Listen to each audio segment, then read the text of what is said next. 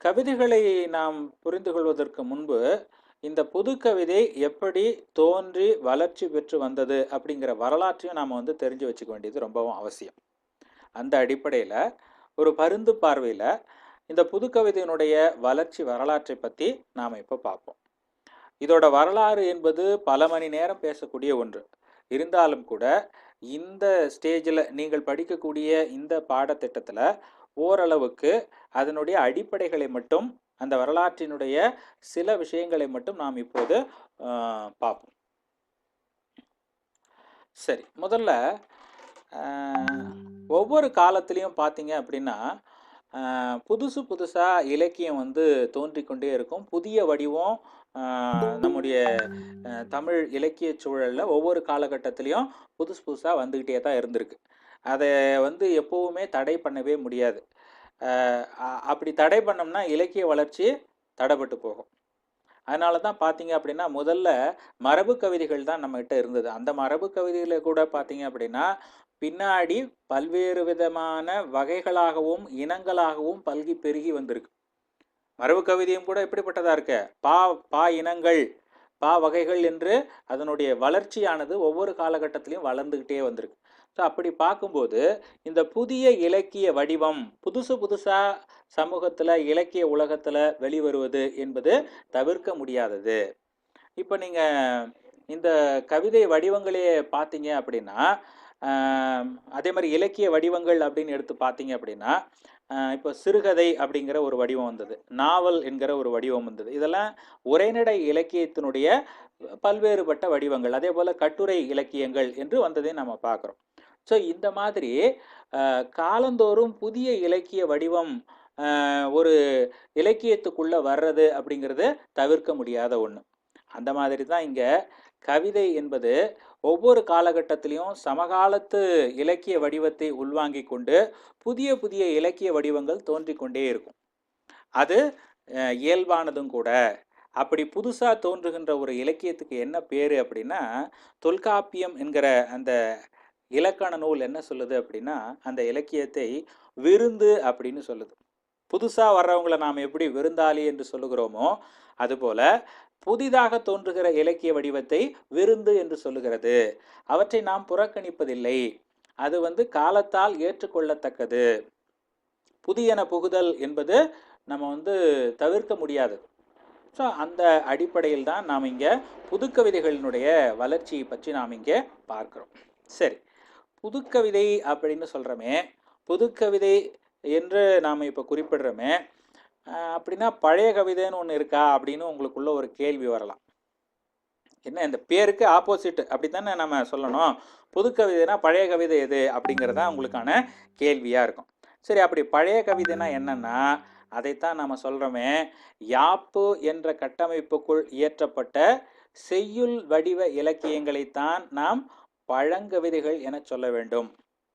நீங்கள் இப்படி ஒரு கேள்வி எழுப்புனீங்கன்னா நாம் அதுக்கு பதிலாக எதை சொல்லணும்? யாப்பு என்ற கட்டமைப்புக்குள் இயற்றப்பட்ட செய்யுள் வடிவ இலக்கியங்களைத்தான் நாம் என்னன்னு சொல்கிறோம்? பழங்கவிதைகள்னு வேணும்னா சொல்லிக்கலாம். ஆனால் நாம் எப்படி சொல்கிறது இல்லாத பழங்கவிதைகள் என்ற பெயரால் சொல்லுவதில்லை. என்னன்னு சொல்கிறோம்? மரபு கவிதைகள் என்று குறிப்பிடுகிறோம். அதாவது ஒரு குறிப்பிட்ட யாப்பு வடிவத்தை பின்பற்றி இயற்றப்பட்ட செய்யுள் வடிவ இலக்கியங்களை நாம் மரபு கவிதைகள் என்று சொல்லுகிறோம். அந்த மரபுக்கு, அந்த யாப்பு என்று சொல்லக்கூடிய அந்த கட்டமைப்புக்கு உட்படாத இலக்கியங்களை நாம் புதுக்கவிதைகள் என்று நாம் சொல்லுகிறோம். அப்படிங்கிறத நீங்கள் புரிந்து கொள்ள வேண்டும். சரி, அப்படின்னா மரபு கவிதைனா என்ன அப்படின்னு ஒரு கேள்வி வரலாம். இப்போ இந்த புதுக்கவிதைனா என்ன அப்படின்னு கேள்வி கேட்குற மாதிரி, அப்படின்னா மரபு கவிதைனா என்ன அப்படின்னா, எழுத்து, அசை, சீர், தலை, அடி, தொடை என்ற கட்டுக்கோப்புக்குள், அதாவது ஒரு குறிப்பிட்ட சட்ட விதிகளுக்குள் கட்டுப்பட்டு இயற்றப்பட்ட, ஒரு குறிப்பிட்ட சட்ட விதிக்கு கட்டுப்பட்டு இயற்றப்படுகின்ற பாவகைகளைத்தான் நாம மரபு கவிதைகள் என்று சொல்லுகிறோம். இல்லையா? ஒரு வெண்பாவையோ, ஆசிரியப்பாவையோ, கலிப்பாவையோ, வஞ்சிப்பாவையோ எடுத்துக்கொண்டால் அது இன்னென்ன சீர்களை கொண்டதாக இருக்க வேண்டும். ஒரு வெண்பா என்றால் அதில் இயற்சீர் வண்டலியும் வெண்சீர் வண்டலியும் மட்டும்தான் வரணும் அப்படின்னு இருக்கு. அதே மாதிரி இன்னப்பா இத்தனை அடிகளால் தான் பாடப்பட வேண்டும். ஒரு பாடலில் இன்னென்ன மாதிரி எதுகைகள் அமைந்திருக்க வேண்டும், இப்படிப்பட்ட நிலையிலே மோனைகள் அமைந்திருக்க வேண்டும், இது போன்ற இயைபு அமைந்திருக்க வேண்டும் என்று தொடைநயம் அமைந்து பாடப்பட வேண்டும் என்றெல்லாம் சில கட்டுக்கோப்புகளை வைத்து அதற்கு ஏற்ப அந்த விதிக்கு கட்டுப்பட்டு பாக்களை இயற்றுகின்ற ஒரு கவிதை வடிவத்தை தான் நாம் என்னன்னு சொல்றோம், மரபு கவிதைகள் என்று சொல்லுகிறோம். அந்த மரபு கவிதைகள் எப்படியெல்லாம் இயற்றப்பட வேண்டும் என்று இலக்கண நூல்கள் நிரம்ப வெளிவந்திருக்கின்றன. தொல்காப்பியத்தில் பார்த்தீங்க அப்படின்னா, தொல்காப்பியம் நமக்கு கிடைக்கக்கூடிய இலக்கண நூலில் முதன்மையானது. தொல்காப்பியத்திற்கு முன்பும் கூட நிறைய இலக்கண நூல்கள் இருந்திருக்கு.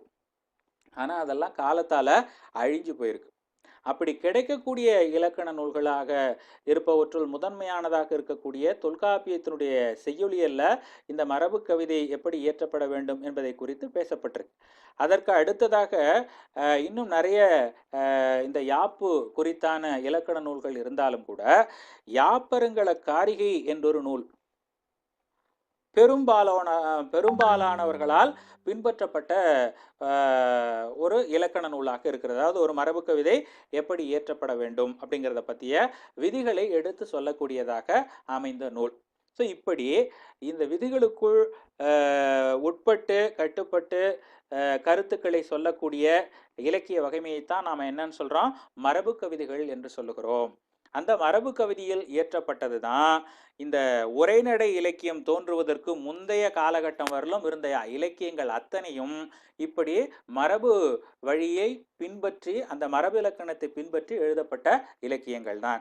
அந்த அடிப்படையில் சங்க இலக்கியங்களாகட்டும், அதாவது மேற்கணக்கு நூல்கள் என்று சொல்லுகிற 8 தொகை 10 பாட்டு என்று சொல்லுகிற நூல்களாகட்டும், அடுத்தது 14 கீழ்கணக்கு என்று சொல்லக்கூடிய அறநூல்களாகட்டும், அதற்கு பிறகு தோன்றிய சிலப்பதிகாரம், மணிமேகலை போன்ற காப்பியங்களாகட்டும், அதுக்கு அடுத்து பின்பு வந்த வில்லிபுத்தூர் ஆழ்வாரனுடைய பாரதமாகட்டும், அல்லது கம்பருடைய ராமாயணமாகட்டும், அல்லது தேவார பாடல்களாகட்டும், இவை அதே மாதிரி ஆழ்வார்களுடைய பாசுரங்களாகட்டும், இவை எல்லாமே எதனால் எழுதப்பட்டது, மரபு கவிதைகளால் எழுதப்பட்டவைதான். அதற்கும் பிறகு தோன்றிய சிற்றிலக்கியங்களும் கூட ஒரு விதமான கட்டமைப்புக்குள்ளே இயற்றப்பட்டவைதான். அப்புறமா தான் கொஞ்சம் கொஞ்சமாக நம்முடைய மரபில் உரைநடை என்கிற ஒரு வடிவம் நுழைய ஆரம்பிக்கிறது. அப்படி நுழைய ஆரம்பித்த போது தோன்றிய புதிய இலக்கிய வடிவங்கள் தான் இந்த சிறுகதை, நாவல், நாடகம், புதுக்கவிதை என்கிற வடிவங்கள் எல்லாம். சரி, இந்த நம்ம சொல்கிறோமே இந்த மரபு கவிதை என்று சொல்கிறோமே, இது எப்படிப்பட்ட தன்மையுடையது அப்படிங்கிறத நீங்கள் பார்த்தீங்க அப்படின்னா, சுவடி எழுதப்பட்டதாக இருக்கும். எந்த மாதிரி தன்மையில் சுவடிகளில் பார்த்தீங்க அப்படின்னு இந்த மரபு வகைகள் ஏன் இப்படி ஒரு குறிப்பிட்ட வடிவத்துக்குள்ளே எழுத மாதிரியான ஒரு தன்மை இருக்குது அப்படிங்கிறத நீங்கள் யோசித்து பார்த்தீங்க அப்படின்னா, பழைய காலத்தில் இன்னைக்கு இருக்கிற மாதிரியான அச்சு ஊடகமோ காகிதங்களோ எழுதுபொருள்களோ இல்லாத காலம். அப்போ என்ன பண்ணாங்க அப்படின்னா, பனை ஓலைகளை நறுக்கி அதை பதப்படுத்தி வைத்து அதில் எழுத்தாணியை வைத்து கீறி அதில் பாடல்களை எழுதினாங்க. அப்படி சுருக்கமாக அதில் பாடல்களை எழுதணும். இப்போ நம்ம உரைநடையில் எழுதுகிற மாதிரி ரொம்ப ரொம்பவும் சுருக்கமாக சில சொற்களால் கருத்து பொதிந்த விஷயங்களே அதற்குள்ள சொல்றது அப்படிங்கிற மாதிரியான ஒரு தன்மை இருந்தது. அது மட்டும் இல்லாமல் எல்லாவற்றையும் மனதிலே மனனம் செய்து வைத்து கொள்ள வேண்டும். அப்போ அதற்கு பாடல் வடிவில் இருக்கக்கூடிய ஒரு இலக்கியம்தான், அதுவும் ஓசைக்கு முக்கியத்துவம் தருகின்ற அந்த செய்யுள் என்று சொல்லுகிறோமே, அந்த வகைமையில் இயற்றப்படுகிற இலக்கியங்கள் தான் போற்றத்தக்கதாக, வரவேற்க தகுந்ததாக, அவசியமானதாகவும் இருந்திருக்கு. கட்டாய தேவையாகவும் அது இருக்கு. அதான் நிலைமை. அதனால அவர்கள் அந்த மாதிரி வடிவத்தில் இயற்றியதை நாம் அங்கே பார்க்குறோம். அதற்கு அப்புறம்தான் என்ன ஆகுது அப்படின்னா, கொஞ்சம் கொஞ்சமாக அச்சுப்பொறிகளினுடைய வளர்ச்சி என்று வருகிறது. இந்த புதுக்கவிதை தோற்றம் பெறுவதற்கு இதெல்லாம் ஒரு காரணமாக அமைகிறது. இப்படி இருந்த அந்த மரபு அச்சுப்பொறிகளினுடைய வருகை, அதாவது பிரிண்டிங் மெஷின்ஸ் என்று சொல்கிறோமே, அந்த மாதிரி அச்சுப்பொறிகள் அறிமுகப்படுத்தப்பட்ட பிறகு, கண்டுபிடிக்கப்பட்ட பிறகு, காகிதம் கண்டுபிடிக்கப்பட்ட பிறகு, இந்த எழுதுகின்ற முறைமைகளிலே நிறைய மாற்றங்கள் தோன்ற ஆரம்பித்தது. அப்போ அச்சுப்பொறி வந்ததன் காரணமாக என்ன ஆச்சு அப்படின்னா, உரைநடை என்பது அங்கு தோற்றம் பெற வாய்ப்பா அமையுது. அதே போல் இன்னொரு மிக முக்கியமான ஒரு தன்மை என்னென்னா, இந்த புதுக்கவிதையினுடைய தோற்றத்துக்கு ஆங்கில கல்வி என்பதும் ஒரு மிக முக்கியமான ஒரு காரணமாக அமைகிறது. நம்ம மரபார்ந்த கவிதை வடிவங்களை பற்றி மட்டுமே நாம் படித்து வந்தனா, ஆங்கில கல்வியின் மூலமாக எதை நாம் தெரிஞ்சுக்கிட்டோம் அப்படின்னா, மேலை இலக்கிய வடிவங்களை நாம் தெரிந்து கொண்டோம். வெறும் புதுக்கவிதை மட்டுமல்ல, இந்த சிறுகதை என்கிற வடிவமும், நாவல் என்கிற வடிவமும், நாடகம் என்கிற அந்த வடிவத்தினுடைய உத்திகைகளையும் நாம் எதன் மூலமாக தெரிந்து கொண்டோம்னா, ஆங்கில கல்வியின் மூலமாக தெரிந்து கொண்டோம். தொடக்கத்தில் திண்ணை பள்ளிக்கூடங்கள் தான் இருந்தன. ஏதோ ஒரு படித்த பண்டிதர் இருப்பார், அவர் வீட்டில் தேவையான பொருள்களை கொடுத்து விட்டு அடிப்படையான கல்வியை எல்லோரும் படித்து கொண்டு வந்தார்கள். அதுக்கப்புறம் தான் ஒரு சிஸ்டமேட்டிக் எஜுகேஷன் அப்படிங்கிற ஒரு நிலைமை இந்த ஆங்கிலேயர்களால் உருவாக்கப்பட்ட போது, அவர்கள் முறையான பாடத்திட்டத்தை வடிவமைத்து கற்பித்தலுக்காக பயன்படுத்தும் போது, அவர்கள் தங்களுடைய மொழியாகிய ஆங்கிலத்தை இங்கே கற்றுக் கொடுக்க நேர்ந்தபோது, அவர்கள் ஆங்கிலத்திலான இலக்கியங்களை பாடத்திட்டத்திலே சேர்த்தார்கள். அப்போது அது கற்றுக் கொடுக்கறதுக்கு ஏதாவது ஒரு ஊடகம் வேணும் இல்லையா? பாடத்திட்டமாக ஏற்கனவே இருந்த இலக்கியங்கள் தான் பயன்படுத்தப்படும். அந்த மாதிரி அடிப்படையில் அந்த மேலை நாட்டு இலக்கியங்கள் இங்கே அறிமுகப்படுத்தப்பட்டது. அந்த மாதிரி அறிமுகப்படுத்தப்பட்ட இலக்கிய வகைமைகள் தான் இந்த சிறுகதை, நாவல், புதுக்கவிதைகள் என்று வருகின்ற அந்த வடிவங்கள். அப்படிப்பட்ட அந்த வடிவத்தை தமிழ் சூழலிலே உள்வாங்க நேர்ந்த ஆங்கில கல்வியை கற்ற தமிழ்நாட்டவர்கள் அந்த வடிவத்தை நன்கு உள்வாங்கி கொண்டு என்ன பண்ணாங்க? சிறுகதையோ, நாவலையோ அல்லது புதுக்கவிதைகளோ படைக்க ஆரம்பித்தார்கள். இதுதான் அடிப்படை. எப்படி தோன்றியது? உரைநடைக்கு, புதுக்கவிதைக்கு, இது எல்லாத்துக்கும் அடிப்படை இதுதான் சூழல். இந்த சூழலில் தான் இந்த மாதிரி புதிய இலக்கிய வடிவங்கள் என்பவை தோற்றம் பெறுது. சரி, புதுக்கவிதையை பொறுத்த மட்டும் 19ஆம் நூற்றாண்டு வரலும் தமிழ் இலக்கிய வரலாற்றில் பார்த்தீங்க அப்படின்னா, எல்லாமே செய்யுள் வடிவமாக தான் இருந்திருக்கு. எல்லாமே பாட்டு தான். இன்னும் சொல்லப்போனால் நிகண்டுகள் என்று சொல்லுவாங்க. அதாவது நிகண்டுகள் என்ன அப்படின்னா, நம்ம டிக்ஷனரி சொல்கிறோம் இல்லையா? தமிழில் அதை அகராதின்னு சொல்லுவோம். அதாவது ஒரு சொல்லுக்கு என்ன பொருள் என்பதை பற்றி அகர வரிசையில் அமைந்திருக்கக்கூடிய ஒரு டிக்ஷனரி என்று சொல்லக்கூடிய அகராதி. அகராதியே கூட தோற்றத்தில் எப்படி இருந்தது அப்படின்னா, அகராதிக்கு முந்தின வடிவம் தமிழில் நம்ம வச்சுக்கிட்டு இருந்தோம். அதுக்கு பேர் என்னென்னா நிகண்டுகள்னு பேர். அதெல்லாம் கூட செய்யுளில் தான் எழுதினாங்க. அந்த நிகண்டில் இருக்கக்கூடிய சொல்ல மனப்பாடம் பண்ணி வச்சுக்கிட்ட மாணவர்கள்லாம் உண்டு. அந்த அளவுக்கு மனன கல்வி தான் இருந்துட்டு வந்தது. அந்த மாதிரியான சூழலில் தான் இங்கே அந்த செய்யுள் வடிவமே இருந்துட்டு வந்த அந்த சூழலில் 19ஆம் நூற்றாண்டு வரலும் அந்த நிலைமை நீடிச்சுக்கிட்டு தான் இருந்தது. இந்த அச்சுப்பொறி, ஆங்கில கல்வியெலாம் இங்கே வர்றதுக்கு முன்னாடி வரலும் அதுதான் நிலைமை.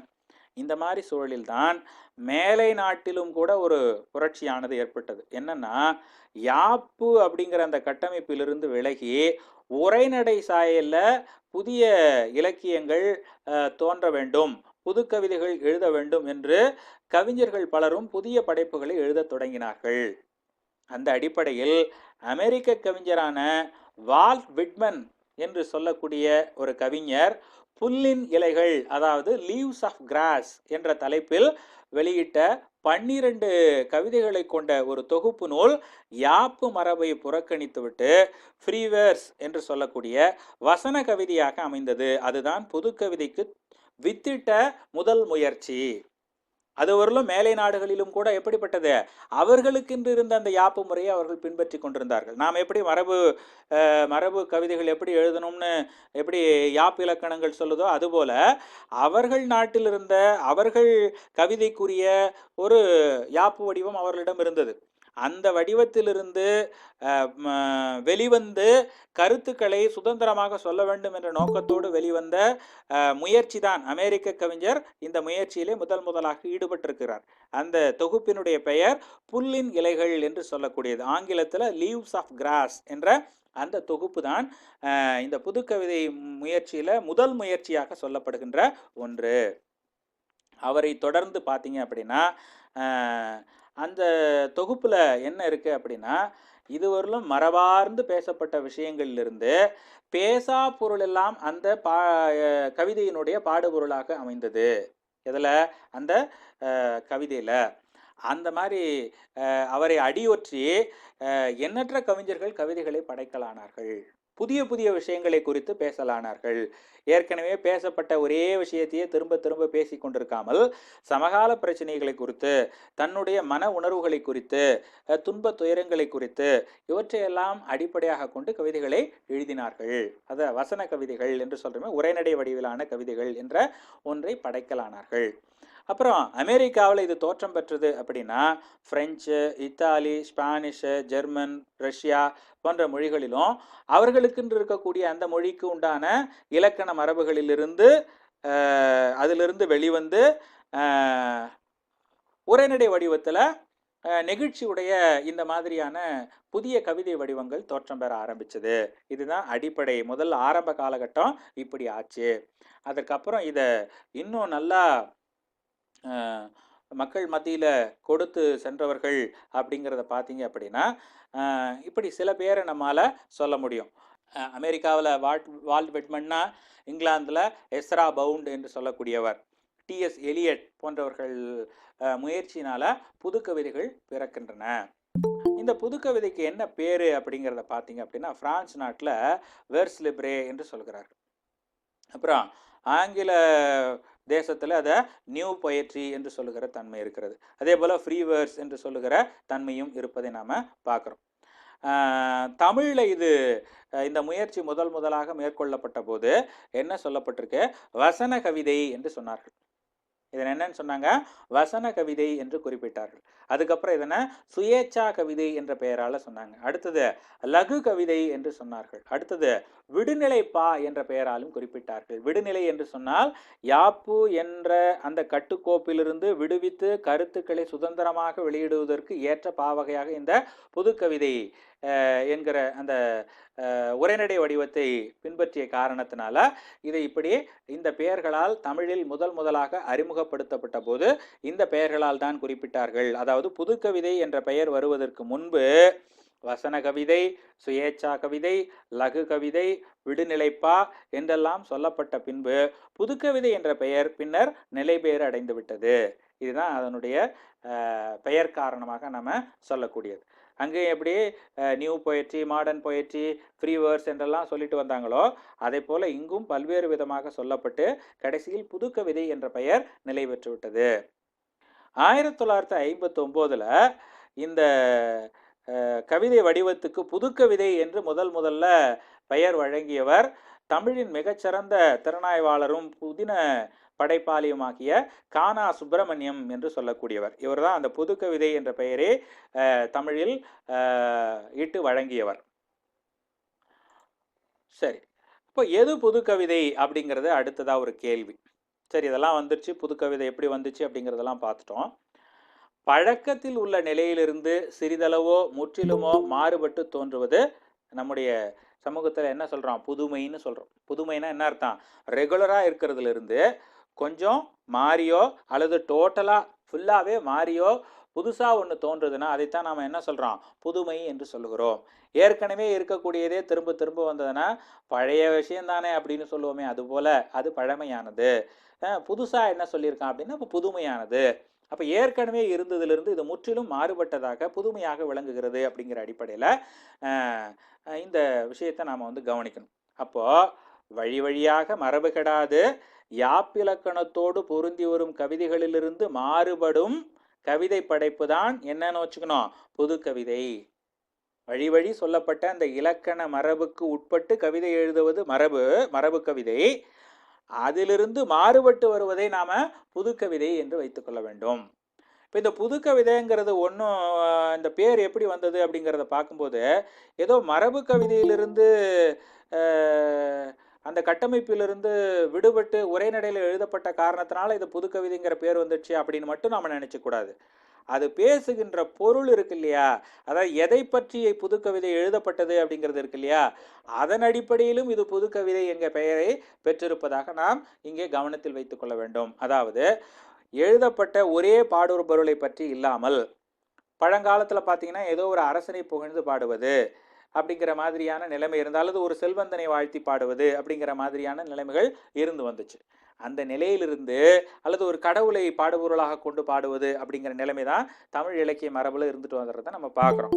தன்னேர் இல்லாத தலைவனை கொண்டதாக அந்த இலக்கியங்கள் பாடப்படணும் அப்படின்லாம் வந்து ஒரு மரபை வைத்திருந்தார்கள்.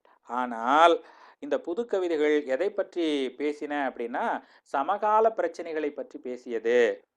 அதனுடைய உள்ளடக்கமாக மக்களினுடைய பிரச்சனைகள் அதனுடைய உள்ளடக்கமாக இருந்தது.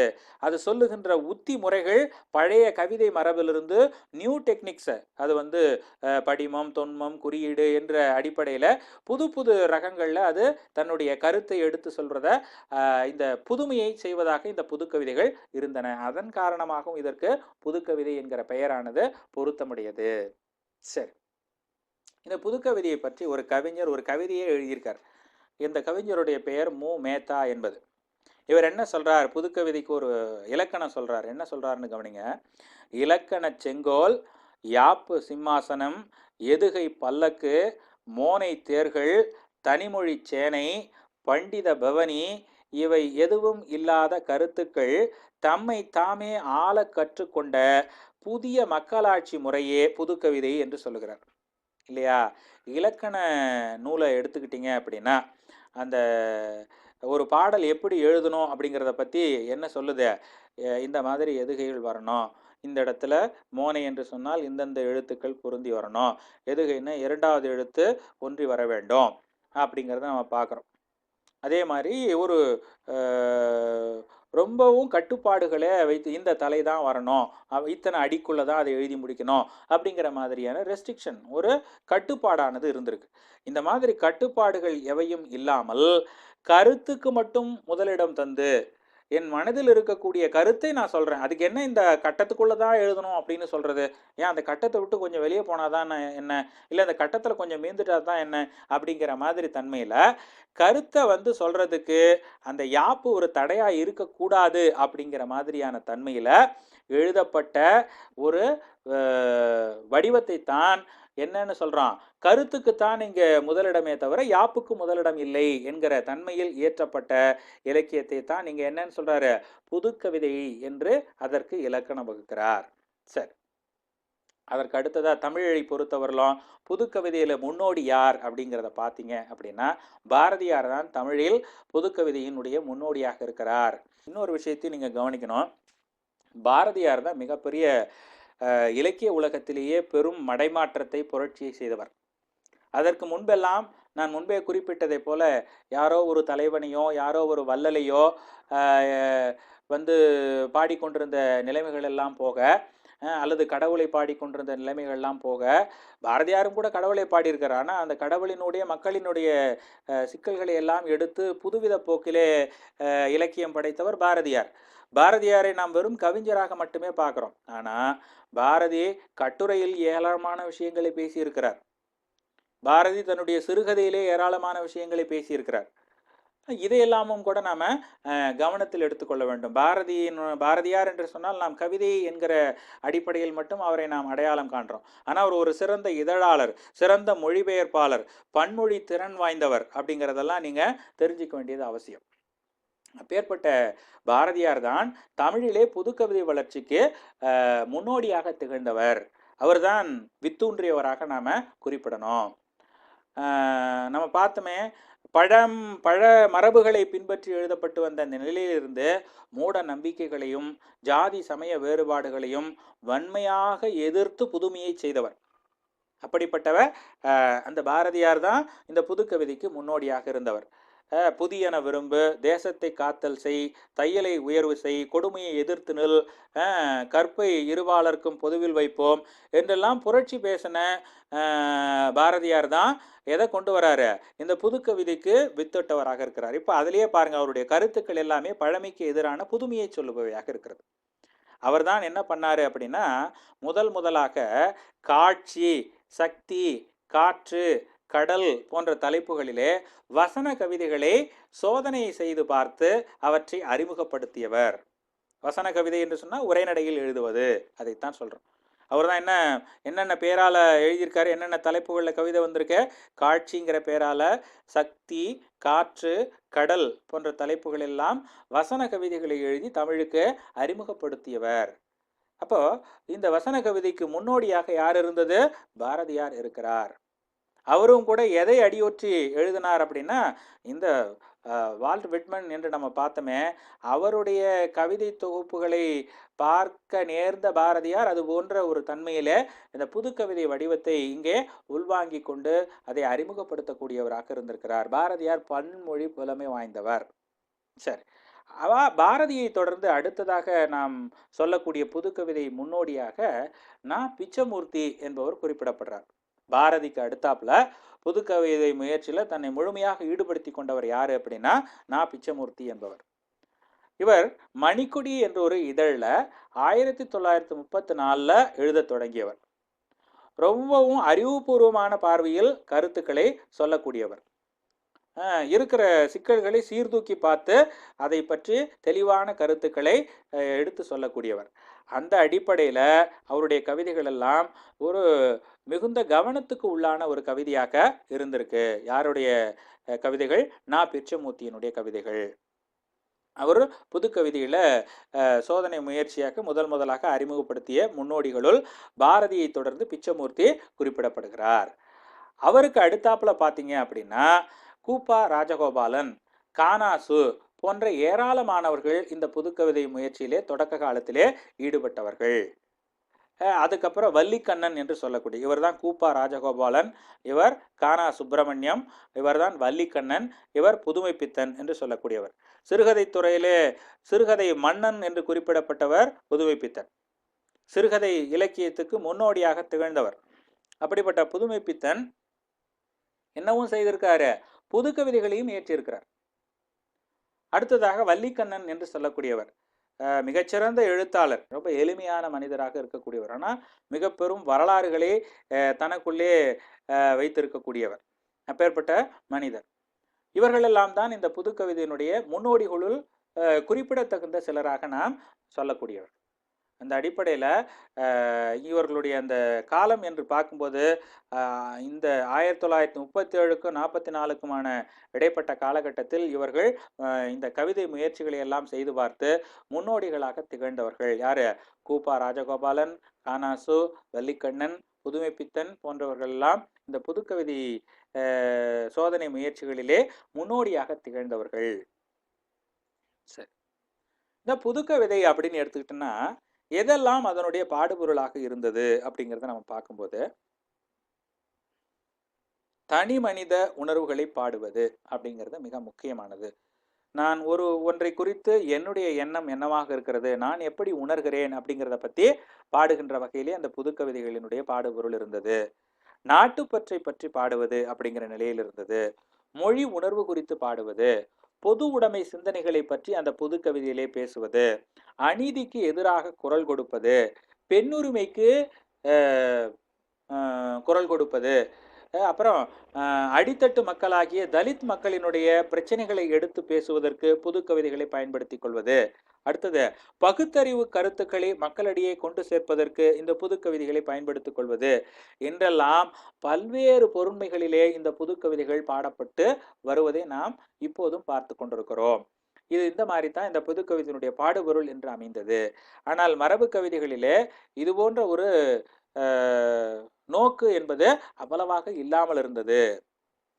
பின்னால் வந்த நம்ம பார்த்த அந்த தொடக்க கால புது கவிதை முன்னோடிகளுக்கு பிறகு பின்னாடி குறிப்பிடத்தகுந்த சில புது கவிதை படைப்புகளை நாம் சொல்ல முடியும்.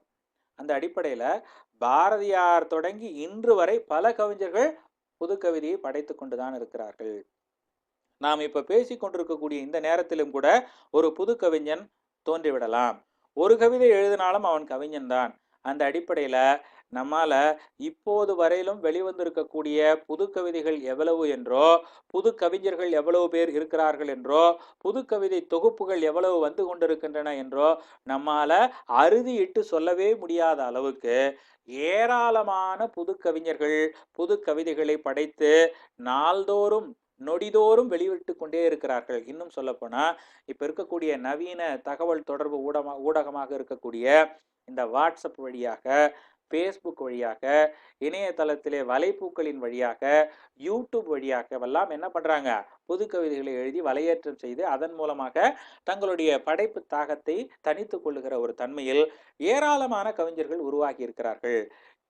இன்னும் சொல்லப்போனா வெளி உலகத்துக்கு நன்கு அறிமுகமான கவிஞர்களுக்கு இணையாக வெளி உலகத்துக்கே தெரியாமல் எத்தனையோ கவிஞர்கள் மிகச்சிறந்த ஆகச்சிறந்த படைப்புகளை தந்து கொண்டிருக்கிறார்கள். அவர்கள் வெளி உலகத்துக்கு தெரியலையே தவிர மிகச்சிறந்த கவிதைகளை அவர்கள் செய்திருக்கிறார்கள். அவற்றையெல்லாம் நாம் தெரிந்து கொள்ளும் போது அந்த கவிதைகளும் எந்த அளவுக்கு கருத்து செறிவு மிக்கதாக இருக்கிறது என்பதையெல்லாம் நாம உணர முடியும். சரி, அந்த அடிப்படையில முன்னோடியான சில கவிதை படைப்புகள் என்று பார்க்கும்போது பாரதியாரனுடைய வசன கவிதைகள், நான் பிச்சமூர்த்தி என்று குறிப்பிட்டேன் இல்லையா, அவருடைய காட்டு வாத்து வழித்துணை என்கிற கவிதை தொகுப்பு, அப்துல் ரஹ்மானுடைய பால் வீதி சுட்டு விரல் என்கிற கவிதை தொகுப்பு, வாலியினுடைய அவதார புருஷன் பாண்டவர் பூமி என்கிற கவிதை தொகுப்பு, கவிஞர் மீரா, இவர்தான் கவிஞர் மீராவினுடைய கனவுகள் பிளஸ் கற்பனைகள் சீக்குவல் டு காகிதங்கள் என்கிற ஒரு அற்புதமான கவிதை தொகுப்பு. அதை நீங்க படிச்சு பாருங்க, ரொம்ப எளிமையான கவிதை தொகுப்பு. இணையதளத்துல கூட அது இலவசமா கிடைக்குது, அதை நீங்க தரவிறக்கம் செய்து படிக்கலாம். அதே போல காமராசனுடைய கருப்பு மலர்கள் நாவல் பழம் போன்ற கவிதை தொகுப்பு, மேத்தாவினுடைய கண்ணீர் பூக்கள் ஊர்வலம் என்கிற கவிதை தொகுப்பு, இவர்தான் கவிஞர் மேத்தா. அவருடைய கண்ணீர் பூக்கள் என்கிற தொகுப்பு பல பதிப்புகள் வெளிவந்திருக்கு.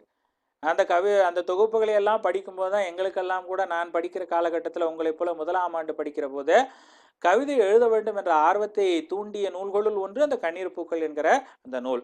அதே போலவே கனவுகள் பிளஸ் கற்பனைகள் இசைக்கொள் காகிதங்கள் என்கிற அந்த தொகுப்பும் அது போன்ற ஒரு ஆவலை ஏற்படுத்தக்கூடிய ஒன்று. அதே போல வைரமுத்துவினுடைய கவிதைகளும் குறிப்பிடத்தகுந்தது. இன்னொரு தேசிய கீதம், திருத்தி எழுதிய தீர்ப்புகள், கொடிமரத்தின் வேர்கள் போன்ற ஏராளமான கவிதை தொகுப்புகளை எழுதியிருக்கிறார்.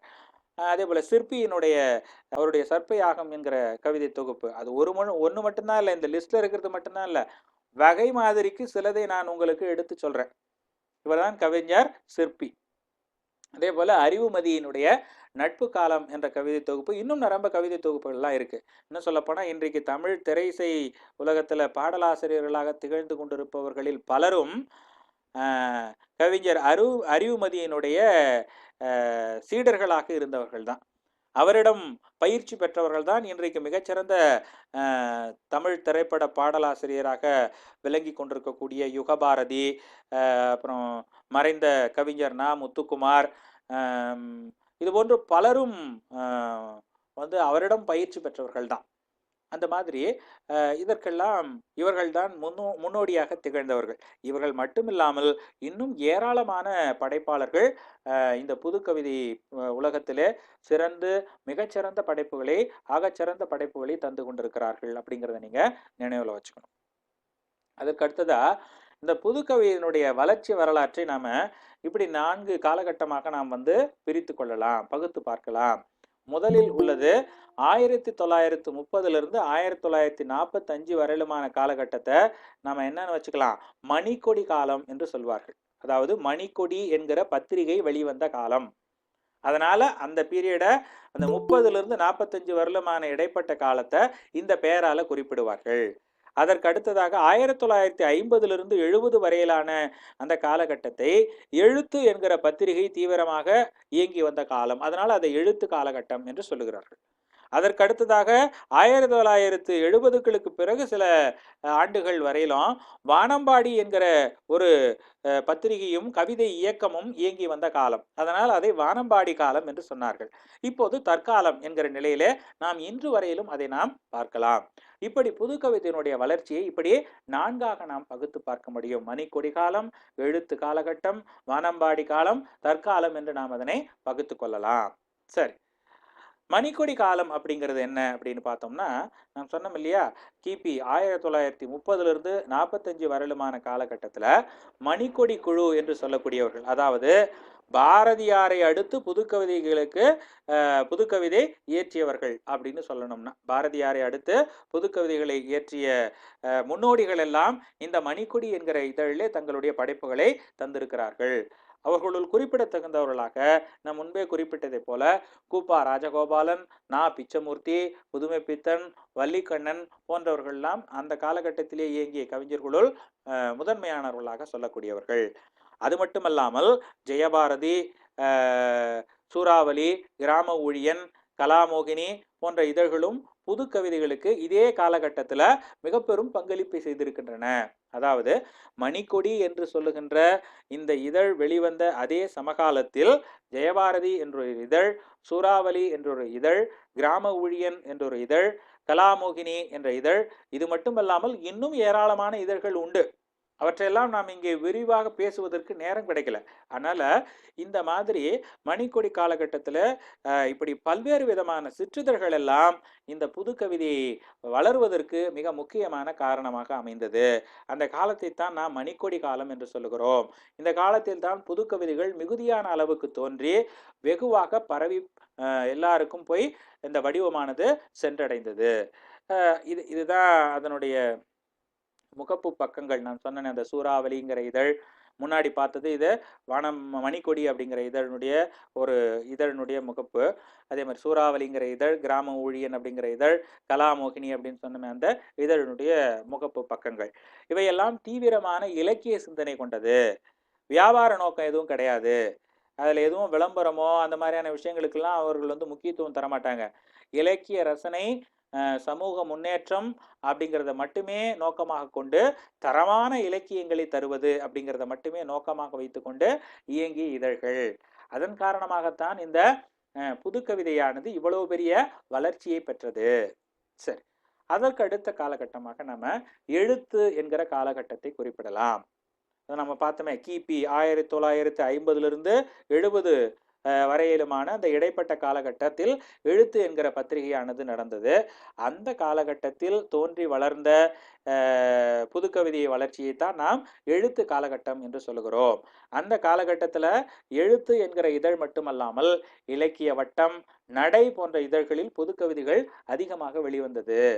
அது மட்டுமல்லாமல் 70 வாக்கில தாமரை, கசடதபர, வானம்பாடி போன்ற இதழ்கள் புது கவிதைகளை வளர்ப்பதற்கு மிகவும் துணையாக இருந்தது. அதற்கப்புறம் புள்ளி, வெள்ளம், உதயம், கதம்பம், ரசிகன், அலைகள், ஐ என்பன போன்ற பல்வேறு தொகுப்புகள் எல்லாம் வெளிவர ஆரம்பித்தன இந்த எழுத்து காலகட்டத்தில். அதே போலவே புதுக்கவிதை நூல்களும் இந்த காலகட்டத்திலே மிகுதியாக தனித்தனி தொகுதிகளாக வர ஆரம்பித்தது. அதாவது ஒரு இதழ் என்று சொன்னால் அங்கொன்றும் இங்கொன்றுமாக பலரது கவிதைகள் அதற்குள்ளே இடம்பெற்றிருக்கும். அப்படி இல்லாமல் தனித்தனி தொகுதிகளாக பல்வேறு தொகுதிகள் வெளிவர ஆரம்பித்தது. இதெல்லாம் அடுத்தடுத்த நிலையிலே புதுக்கவிதை எப்படியெல்லாம் கொஞ்சம் கொஞ்சமா வளர்ச்சி பெற்று வந்தது அப்படிங்கிறதுக்கான அடையாளம் இதெல்லாம். அதற்கடுத்ததாக மூன்றாவதாக நான் தெரிந்து கொள்ள வேண்டியது வானம்பாடி காலம் என்று சொன்னோம் இல்லையா. 1970க்கு பிறகு சில ஆண்டுகள் என்று சொன்னோமே, அந்த காலகட்டத்தை தான் நாம் என்ன சொல்றோம், வானம்பாடி காலம் என்று சொல்லுகிறோம். அந்த காலத்துல பாத்தீங்க அப்படின்னா கானாசுவினுடைய இலக்கிய வட்டம், நடை, கணையாழி, மல்லிகை போன்றவையெல்லாம் அந்த காலகட்டத்துல இந்த புதுக்கவிதை வளர்ச்சிக்கு மிக முக்கியமான பங்காற்றி இருக்கு. அப்போ புதுக்கவிதை வளர்ச்சியில இந்த சிற்றிதழ்கள் எந்த அளவுக்கு பங்காற்றி இருக்கு அப்படிங்கிறத நீங்க பார்க்கணும்.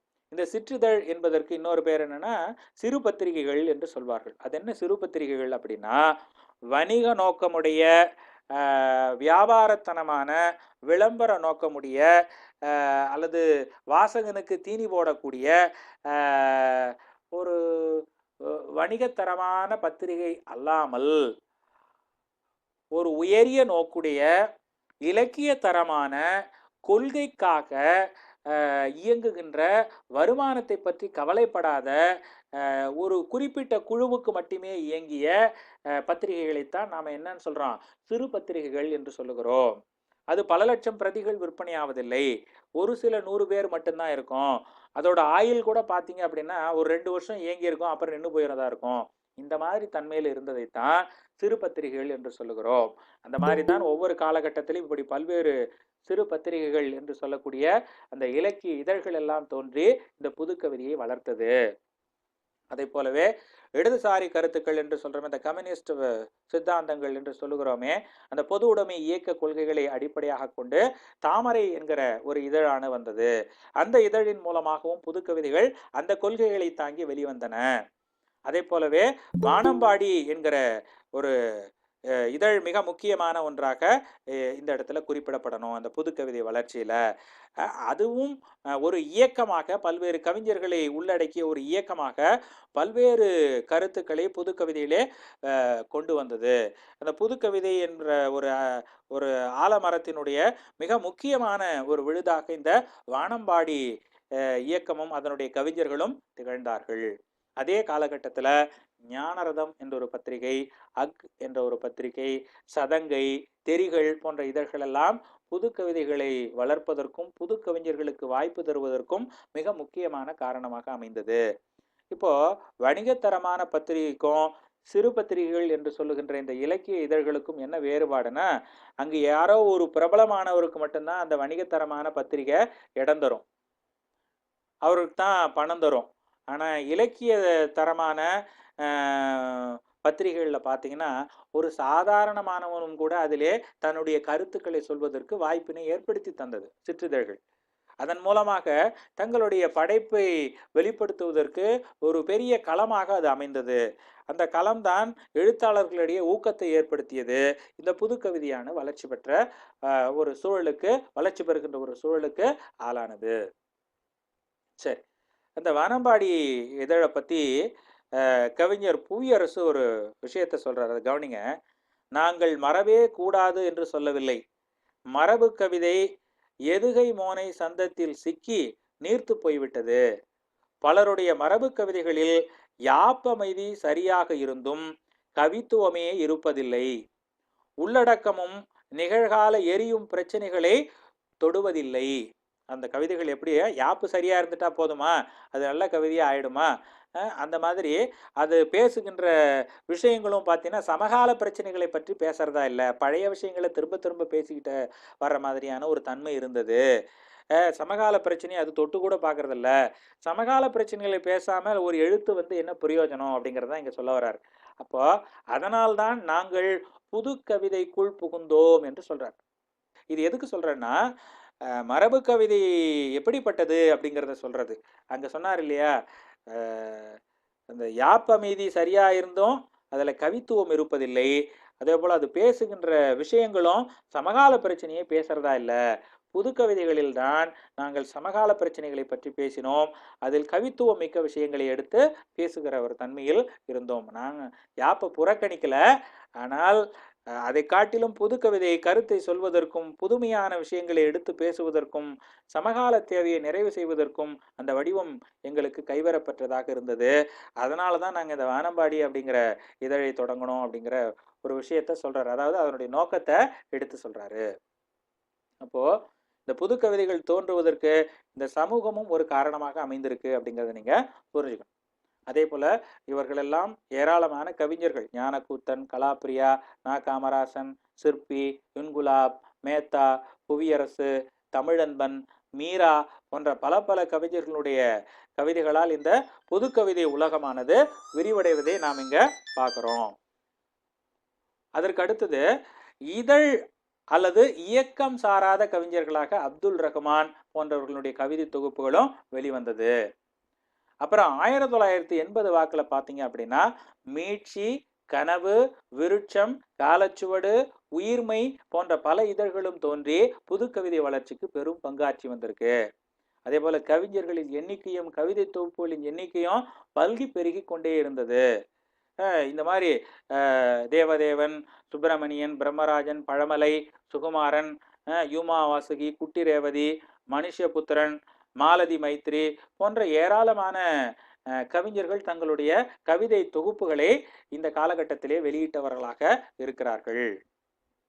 அதுக்கடுத்ததான் நம்ம தற்காலம் என்று பார்க்கும்போது என்னென்னலாம் யாரெல்லாம் கவிதை எழுதுகிறார்கள் அப்படிங்கிறத பார்த்தீங்கன்னா, மாணவர்கள் எதை பற்றிலாம், பெண்ணியம், தலித்தியம், பொது உடைமை, பெரியாரியம் என்பன போன்ற கொள்கைவாதிகள், இதை மாணவர்களும் பெண்ணியவாதிகளும் தலித்தியம் பேசுகின்றவர்களும் பொது உடைமைவாதிகளும் பெரியாரியம் பேசுகின்றவர்களும் சமுதாயத்தில் இருக்கக்கூடிய பல்வேறு தரப்பினரும் என்று பலரும் இந்த புது கவிதைகளை இன்று எழுதி கொண்டிருக்கிறார்கள்.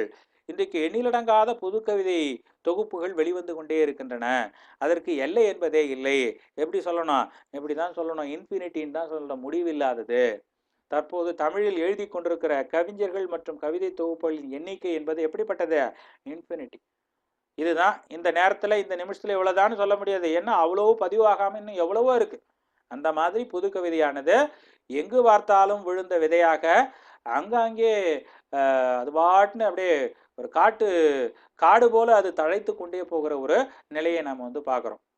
இப்படி பறவைகள் ஆங்காங்கே அந்த விதையை கடத்தி செல்லுகிறதோ, எப்படி நீரோடை கொண்டு போய் விதையை வேற இடத்துல கொண்டு போய் சேர்க்குதோ, காற்றில் பறந்து எப்படி விதைகள் பரவுகிறதோ, அதுபோல இந்த புது கவிதையினுடைய வளர்ச்சி என்பது எங்கு பார்த்தாலும் அதை விதைகள் தூவப்பட்டு எங்கு பார்த்தாலும் பெருங்காடாக தழைத்து இருக்கிறது அப்படிங்கிறத நீங்க நினைவில் வைத்துக் கொள்ள வேண்டும்.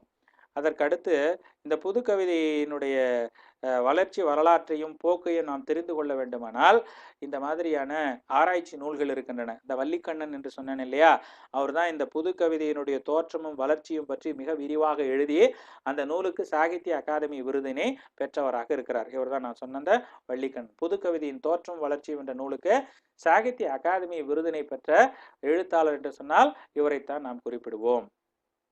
சரி, அதே போல இன்னொரு நூலும் இருக்கிறது. இந்த புது கவிதை வரலாற்றை நாம் அறிந்து கொள்வதற்கு இந்த நா. சுப்பரெட்டியார் என்பவர் எழுதிய புது கவிதை போக்கும் நோக்கும் என்கிற நூல், அதே போல புது கவிதை ஒரு புது பார்வை என்கிற நூல், இதெல்லாம் இந்த புது கவிதை வளர்ச்சி வரலாற்றை பற்றி நாம் அறிந்து கொள்வதற்கு துணை நிற்கக்கூடிய ஒன்றாக நாம் குறிப்பிட முடியும். இந்த நூல்களை எல்லாம் படிச்சிங்கன்னா இன்னும் விரிவான தகவல்களை நாம் அறிந்து கொள்ள முடியும். வாய்ப்பு இருந்தால் படிங்க. அதே போல இந்த கவிதைகள் என்று வரும்போது சமூக சிக்கல்கள், அவற்றுக்கான தீர்வுகள், அரசியல் பண்பாட்டு நிகழ்வுகள் ஆகியவற்றை கவிதை பொருளாக கொண்டு பொருளாதார அடிப்படையில் அடித்தட்டு நிலையில் இருக்கக்கூடிய ஏழைகள், தொழிலாளர்கள், நடுத்தர மக்கள் ஆகியோருடைய வாழ்நிலையை சொல்லுவதாக அமைந்தவையாக அந்த சமூக உணர்வுள்ள கவிதைகள் எல்லாம் இந்த புது கவிதைகளிலே தான் தோற்றம் பெற்றன. அதே போல மார்க்சிய தத்துவத்தில், மார்க்சியம் என்று சொன்னோம்னா அந்த பொது உடைமை என்று சொல்லுகிறோமே, அந்த தத்துவத்தில் ஏராளமான கவிதைகள் வெளிவந்தன.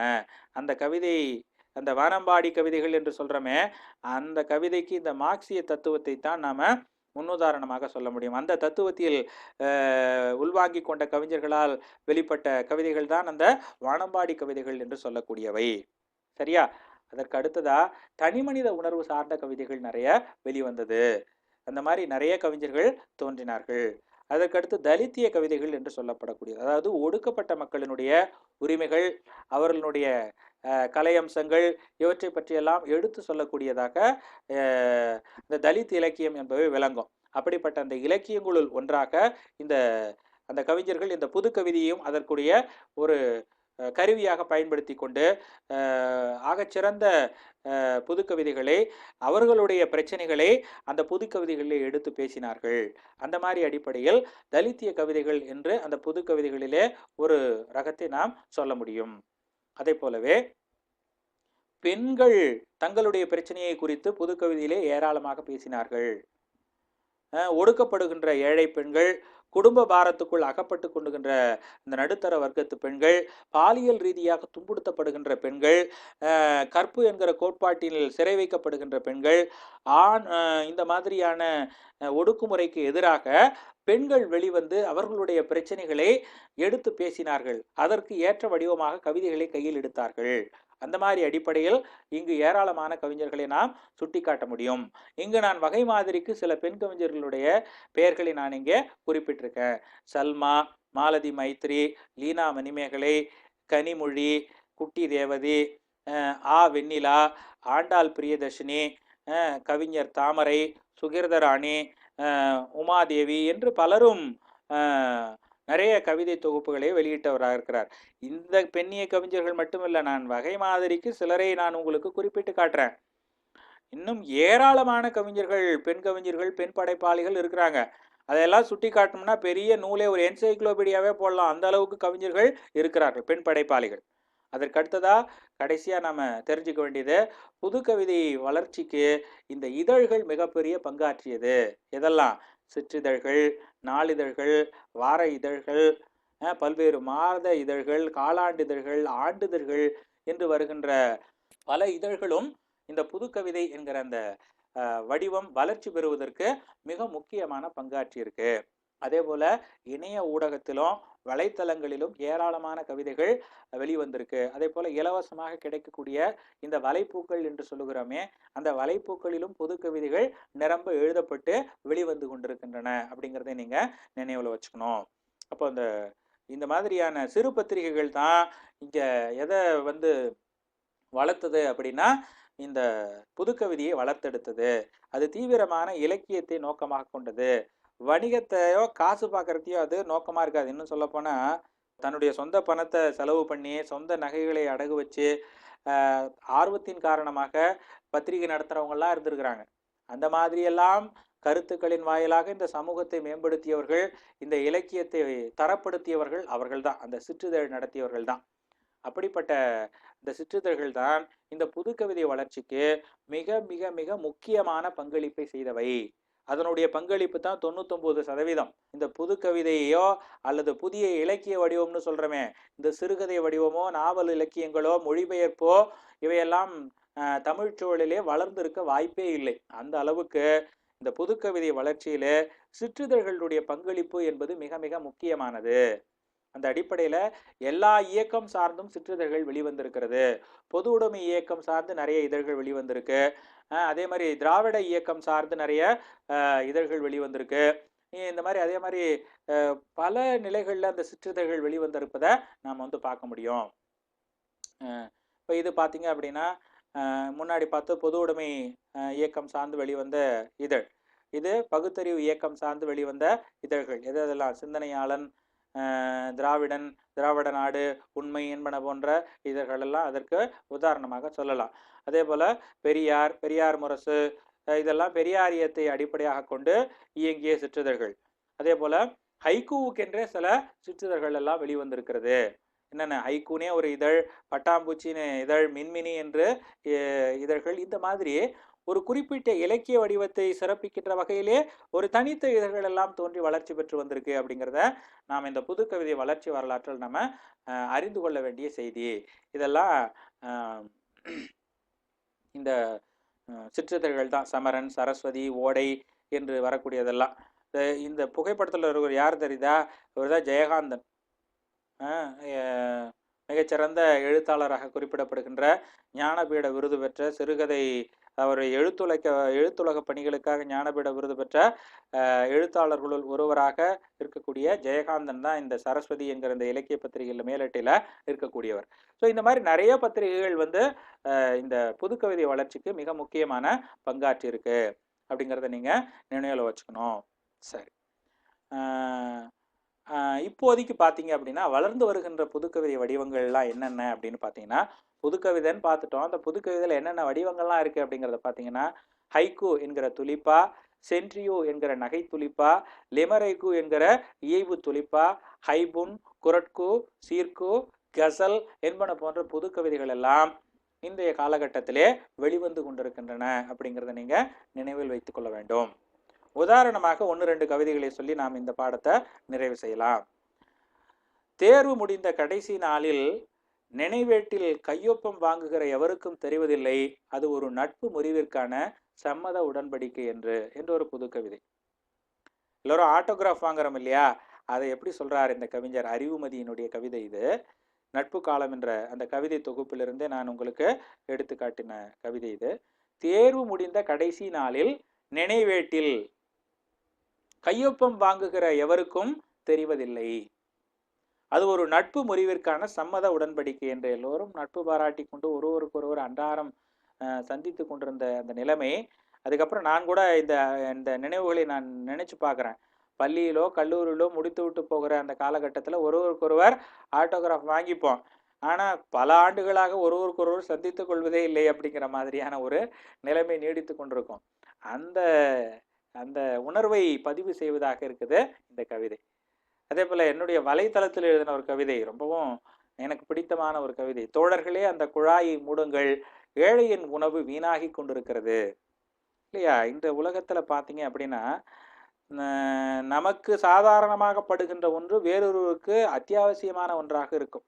அப்போ வாய்ப்பு இல்லாதவன் உணவில்லாதவன் தண்ணீராவது குடித்து கொண்டு வாழ்ந்து கொண்டிருந்தான்.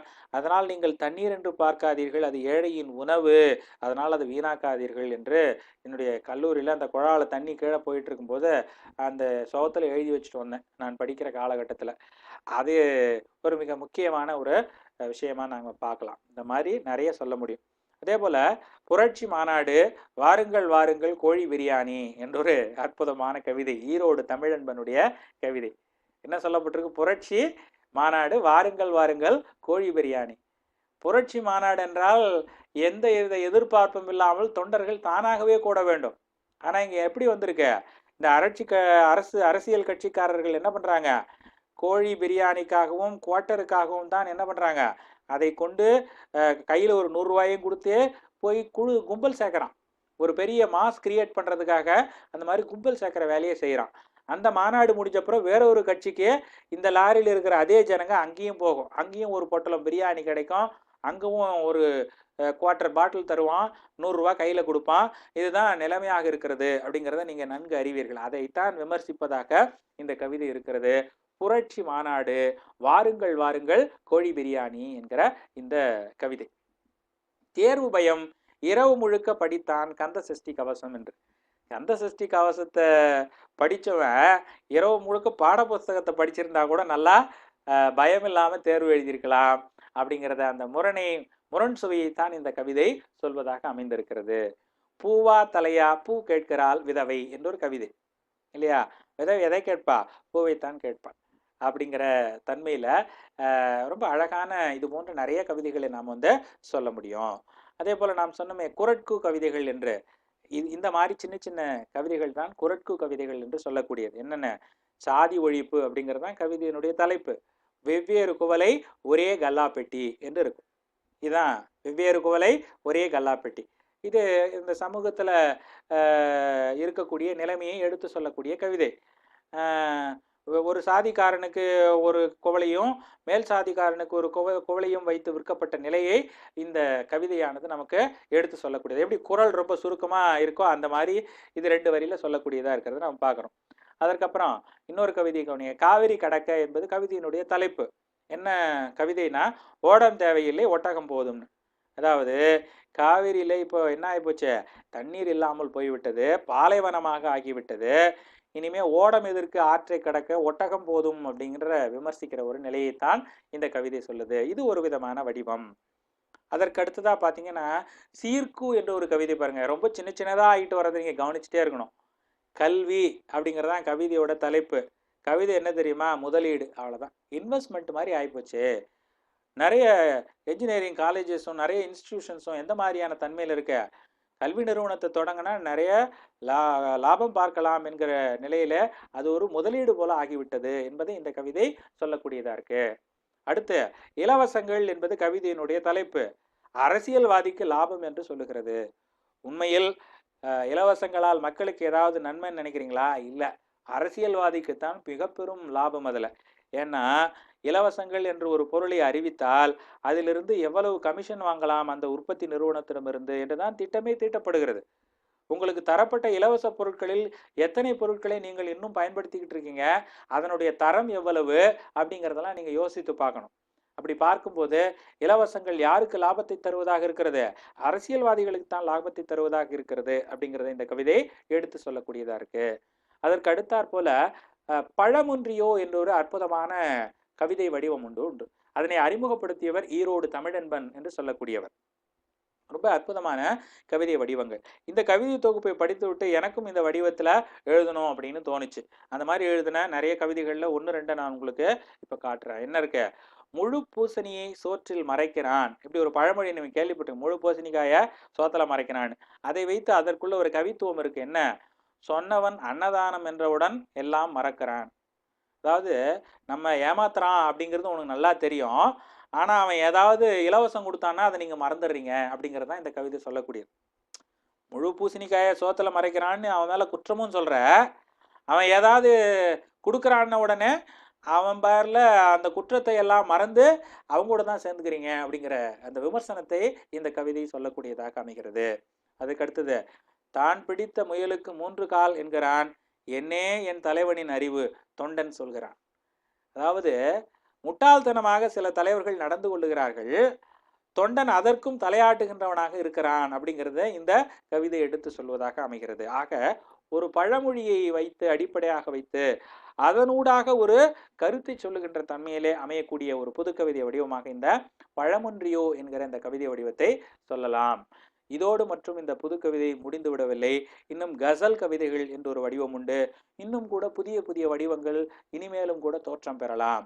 இப்படி நீண்ட நெடிய வரலாற்றை உடையதுதான் இந்த புது கவிதை வரலாறு என்று சொல்லக்கூடியது. இதை பற்றித்தான் நாம இன்றைய வகுப்பில் நாம் தெரிந்து கொண்ட விஷயங்கள். இப்போது நான் பேசிய இந்த கருத்துக்கள் மொத்தத்தையும் ஒரு கட்டுரை வடிவாக அந்த என்னுடைய அந்த வலைப்பக்கத்தில் அதை நான் வச்சிருக்கேன். வேணும்னா இந்த வலைப்பக்கத்திலையும் போய் இன்னும் நிரம்ப கவிதைகள் இருக்குது, அதையும் நீங்கள் பார்த்து தெரிந்து கொள்ளலாம். இந்த வலைப்பக்கத்தில் சென்று படிப்பதானாலும் படிச்சுக்கலாம். இதுதான் இந்த புது கவிதையினுடைய தோற்றம், வளர்ச்சி, வரலாற்றை பற்றி நாம் தெரிந்து கொண்ட ஒரு சுருக்கமான அறிமுகம். அவ்வளோதான். நன்றி, வணக்கம்.